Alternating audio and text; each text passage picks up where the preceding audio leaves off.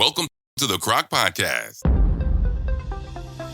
10, 9, 8, 7, 6, 5, 4, 3, 2, 1. Here is your host, Dr. E. Howdy, CROC Nation. Dr. Tommy and Ellie here with you with another CROC podcast, along with my co-host, Angel Santana. Have faith, let it begin. Angel, how are you, my friend? You know, the sun is shining every day in the east. It's beautiful weather. Foliage has started, and I feel great for another episode, my friend. Exactly. Fall in the Hudson Valley. I don't think there's much better than that. There's better changes here than I would even say in Vermont or Maine or anywhere else. So all of you leaf peepers out there, you guys can go to Maine and Vermont or wherever you want, New Hampshire. I'm staying right here in the Hudson Valley. Absolutely. Angel, we were just mentioning off air before we started the recording. They hit the record button. We just got done with a board meeting, and I just wanted to thank the board quickly. Boy, I'll tell you, we've had many boards over the 25 years we've been an organization, but this board is really very special, and there were sparks flying, and there was ideas. I mean, you could see the smoke rising from the table, and it was not from the Korean fried broccoli. It was from the brains of our amazing and talented board members. So I want to thank you guys for all of your ideas, and we can't wait to implement them. You've already seen some of the changes with the introduction that Angel put together, and I think Angel and Rod will be working on making it easier to navigate the website to get to our podcast, the ones that might interest you. And I'm really excited also for today's podcast. And I think it will make the board members very happy because it's a very short and sweet, and I think you would agree, poignant podcast that was inspired by an event that happened in the clinic or maybe about a week or two ago. And I think that these podcasts that actually have roots in our actual day-to-day work, I think really, connect. Because they connect not just with the survivor thrivers, but they also connect with the people who take care of them. I think you would agree. Absolutely. And for all the people out there that are listening to us here on the CROC podcast, always remember, that stands for Citizens Reunited to Overcome Cancer. That's what we're here for. That's what Dr. E is about to start with. And we're available every Sunday at 9 a.m. Even if we're not a new episode on a Sunday, we will air older episodes so that you can keep catching up with us, and we're available on every platform. But you know what? We can't do it without you. So please like, share, subscribe, and enjoy today's episode. Yeah, thank you, Angel, for that reminder. And this podcast is called The Boy with New Shoes. And it was inspired by an actual event that happened, as I said, in the clinic about two weeks ago, when we had a patient come in who was very needy and, really motivated the staff to do the above and beyond like they do every day. But this was particularly, as I used the word before, poignant and very moving. And it reminded me of a picture, and I'll tell you the story. You guys have seen this picture. It's going to be the actual thumbnail to this podcast. The origin of the Boy with New Shoes came from a photograph taken in Life magazine in 1946. So in post-war Europe, there was a picture of a young orphan, and his name was Werfel.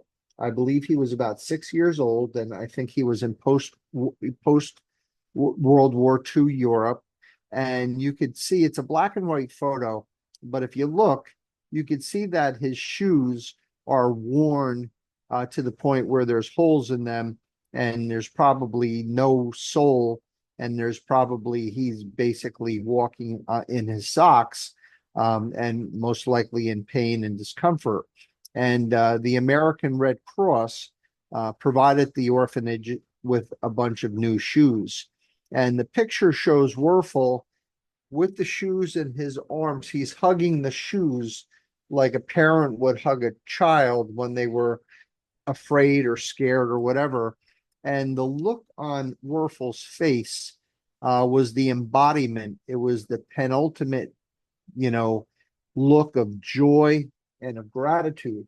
And why it was meaningful to me is that I wasn't alive in 1946, but my cousin John, that we've spoken about many times on this podcast, who is my age and kind of grew up as brothers, is a very talented artist, and we used to draw together, and I was a very untalented artist. But John used to do a lot of pictures and pen and inks, and he actually did this life photograph as a gift for everyone for Christmas, and we all framed we framed it. That's how beautiful it was. He really did it so with such detail and such beauty that actually the photograph that you guys will see in the thumbnail actually was identical to what my cousin's drawing was. But I didn't really understand that he had derived that from that Life magazine photo. So when this happened about this patient that I'll tell you about in a second, that picture of the boy with the new shoes, Werfel,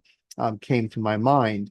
And it didn't just touch me with my personal association with the picture through my cousin John's reproduction of it, but it touched that generation. So people who survived the war and afterwards, but many generations after that, because what it represented, as I said, I used the word embody. It embodied gratitude and it embodied joy. And I have a feeling that this will be our Christmas podcast as well, because the themes are very overlapping. But basically, I read stories or little blurbs by people who have been touched by that picture, where they were basically what it did was it made them aware of the blessings that they had in their own life. It made them aware of all the abundances that they had, and maybe the lack of abundances that others had. So this picture, I kind of liken it to my Tigger tattoo on my arm that I got as a result of my little friend Stevie that we did a podcast on, who was a survivor of childhood cancer, but died of all the side effects of treatment. But never was there a day he wasn't, positive and grateful and thankful for everything that ever happened to him. And he was a great example to live life. So sort of like that tattoo, this picture was that tattoo for many, many people. And again, I read the stories of the people that just used that picture as a reminder of how to live one's life and how to be grateful for what you have. And that was sparked by the event that I'll now describe. So we're going to call the patient Jimmy. And Jimmy was a very, very is a very wonderful and sweet man. I was asked to do a consult on him, and I went up to the floors and I went to see him. And as soon as you walked in the room, there was this terrible odor, and the odor was coming from his genitals. And he had this huge ulcerating, bleeding, mass of pus and cancer in his groin, and he was suffering. And I spoke to him, and he was just very simple-minded. And we spoke, and at first he didn't want to do any treatment, and I talked him into coming down to speak with the staff. And I met with him. We discussed the problem, and he decided and he agreed to have the treatments. But he did it only under the agreement that the medical team would let him go home so he could take care of some of his business, which they were reluctant to do because of how sick he was and this bleeding mass. But they did let him come home. And when he came in for the first day, he came in not in a hospital gown, which we were used to seeing him in, but in his own clothes. And his clothes were disheveled. They were full of holes. They were worn to the bone. And he had, a pair of sneakers that reminded me of Werfel's shoes, with the holes in them and the lack of, bottoms to them or soles to them. And the staff just basically looked at him, and they looked at each other.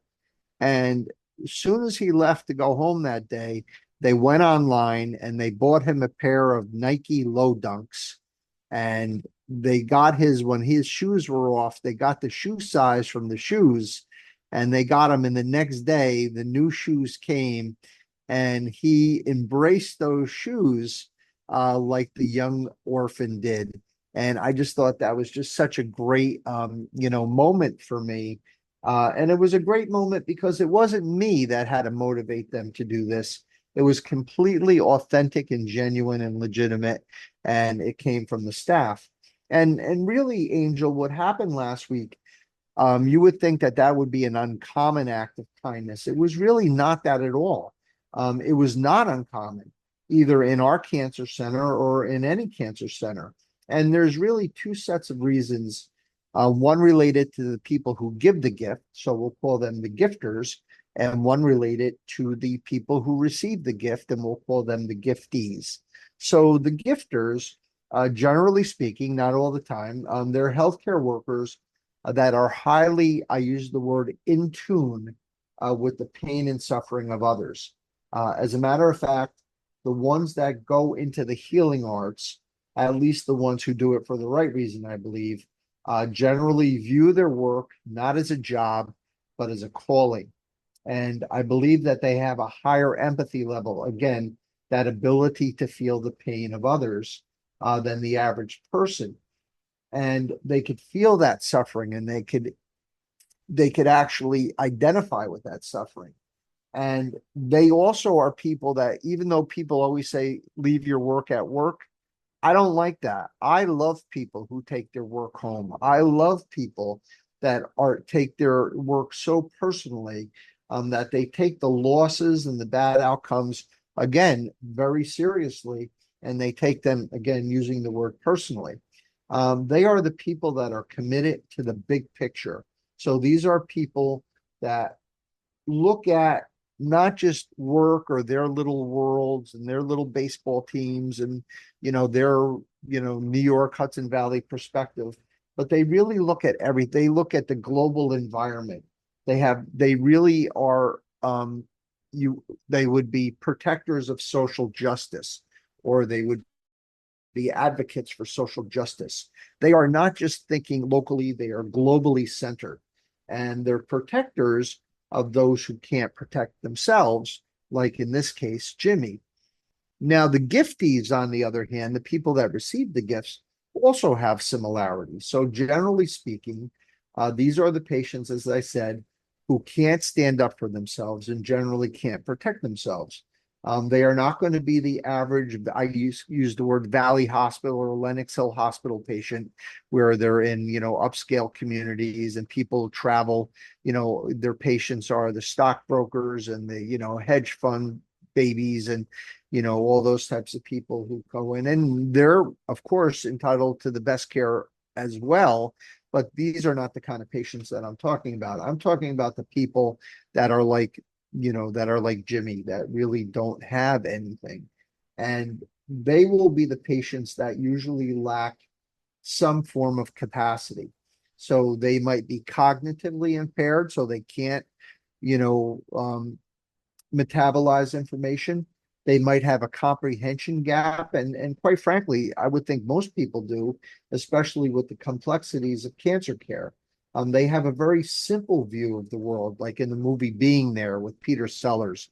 He played the character Chauncey Gardner, who was very simple-minded, but yet, as simple as these patients are, they also have a profound sense of wisdom and of right and wrong, which many times an educated person or a person who's successful may not have that same connectivity between right and wrong and between having empathy for others. Whereas some of these patients, we might call them simple-minded, but truly maybe they have the true key to the golden gates of heaven, right? They're also financially disadvantaged. They might even be on a fixed income or be on, governmental assistance or state assistance. And they're usually ethno-culturally disadvantaged as well. So these are the patients of color or patients who might have different sexual identities or people that are, biased against or that are hated. And as a result, there's these healthcare disparities. So these are the connection points between the people that give these gifts and the people that accept these gifts. So when Jimmy came in, Angel, he hit all four of those red flags. That's when the staff intervened. And what made it really awesome is when the doctors or the leaders step up to inspire, that's great. But believe it or not, this is really the minority model. The truth is, and people don't realize this, that the way the hierarchy of medicine is set up, the doctor is actually the most cloistered, the most removed, and the most remote member of the entire healthcare team. Of course, we're the ones that perform the initial assessment. We're the ones that set up the treatment plan. We're the ones that set up, who set the machine, that medical machine of healing into motion. But then we have to move on to go to the next revenue generating task because that's what we do. We have to make the money in order to pay the bills, to keep the hospitals running. And I happen to be a private practitioner. I'm one of the dinosaurs left out there, but I see in private practice how those big practices, they have like a quota, like a state trooper has to do 200 tickets a year or whatever. Like these doctors have to see a certain amount of patients per hour, and they have to churn out, all of these, billable codes. And, this is not really us that's moving these incentives to help people. It's really the other staff. So really, to put it into an allegory, we really are not the boots on the ground, the hands-on in the foxhole, practitioners. That really falls on the nurses, that falls on the aides, the therapists, and even the clerical staff. So the truth, Angel, is that the actual motivators of these above and beyond acts of kindness and good works are the least visible, the least appreciated, and the least recognized members of the entire cancer care team. And that's what makes sense because there are so many similarities and consistencies and character traits that blur between the acts of healing and the acts of giving, which is what our podcast is about today. In general, both of these acts, the acts of giving and the acts of healing, require selflessness. So you have to put someone else's priority above your own. They both require an expenditure. So it could be a financial expenditure like our staff did last week. It could be an emotional expenditure where you get personally involved with the patient, or it could be a personal expenditure. And I'll talk about that in 1 second. Both require the ability to empathize. Again, we've used the word empathize 3 times already. So you have to be in the position to feel the pain and suffering of another person. And both require that emotional investment, and they both require generosity of self, the generosity of your time, of your money, of your energy, of your expertise, of your talents. And this is what I wanted to get back to. Like anything else in life, our good Lord has gifted us with so many blessings and so many great traits, but there is a limited currency that the Lord gives us. And we have to have this currency is all there is. It's not unlimited. It's very, very finite. And anytime we divert these limited gifts, these limited resources that we have, these, I call them limited assets, to quote unquote, not us, meaning to someone other than us or someone other than our family, our children, our loved ones, and take that and give it to someone else, that takes a lot away from others. And I know that when I come home, we did a podcast on sometimes you and I, Angel, we come home and our spouses and our children, they find a shell of a person, a hollow person, because we've given everything inside of us to our work. And think about this. So when our staff goes above and beyond to do this for others, they're taking away from themselves, and that makes them so special. So in closing, I'd like to dedicate this podcast to all the Jimmies that we come into contact with. And we come in contact with these patients, not like once a year or once every couple of years. We really come across these very needy and special patients on a daily basis. And I'd like to especially dedicate this podcast to all the healthcare workers, not just our cancer care workers who every day are not only great at their job, but great at they're great at their job, but they're even better at their humanity.